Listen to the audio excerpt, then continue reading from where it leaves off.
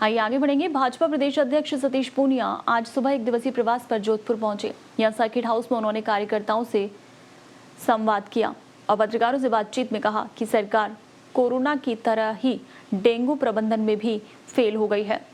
पूनिया ने कहा कि सरकार को खुद की कुर्सी बचाने की चिंता ज्यादा है, जबकि डेंगू मरीजों की नहीं। उन्होंने कहा कि ऐसे समय में जब डेंगू चरम पर है तो हमारे चिकित्सा मंत्री राजनीतिक पर्यटन में व्यस्त हैं। वो यहां पूर्व मंत्री महिपाल मदेरणा के निधन पर शोक व्यक्त करने आए और साथ ही उपखंड स्तर के हल्ला बोल कार्यक्रम में भी हिस्सा लेंगे।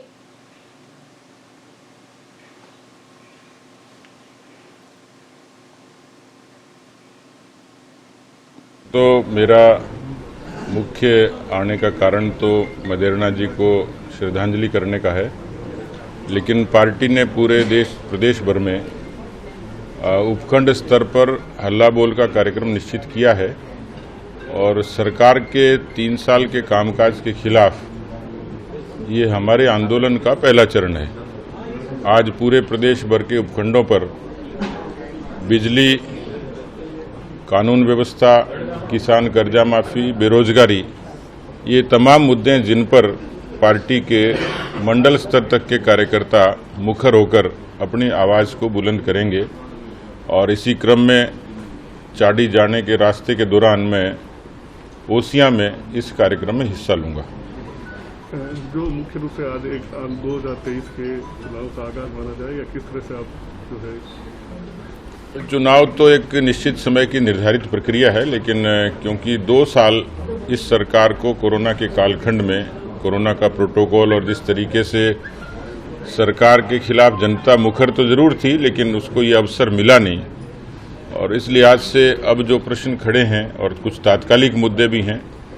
मैंने देखा जैसे आज कल एक समाचार देखा और उसके बाद कुछ लोगों से बातचीत हुई तो लगभग बड़ी संख्या में हर अस्पतालों के बेड वो डेंगू के मरीजों से भरे पड़े हैं। चिकित्सा मंत्री उनकी पार्टी की व्यवस्था होगी, लेकिन एक ऐसे मौके पर जब हम लोग कोरोना के कुप्रबंधन को पहले से झेल चुके हैं, ऐसे में राजनीतिक पर्यटन में व्यस्त हैं, सरकार को कोई न कोई वैकल्पिक व्यवस्था करनी चाहिए थी और मुझे लगता है कि इन सारे मुद्दों के साथ साथ पिछले 1 महीने के केसेस थे पिछली बार इसी दौरान लगभग 1300 और आज लगभग 10,000 केसेस, यानी इतनी बड़ी बढ़ोतरी है। सरकार को एंटी लार्वा से लेके एसडीपी किट से लेके जो तैयारी करनी चाहिए थी उसकी किल्लत है। एक बेड पर 2 मरीज हैं। जिस पेस के साथ, जिस इंटेंसिटी के साथ और जिस प्राथमिकता के साथ सरकार को डेंगू को नियंत्रण के लिए काम करना चाहिए था, मुझे लगता है कि सरकार अभी भी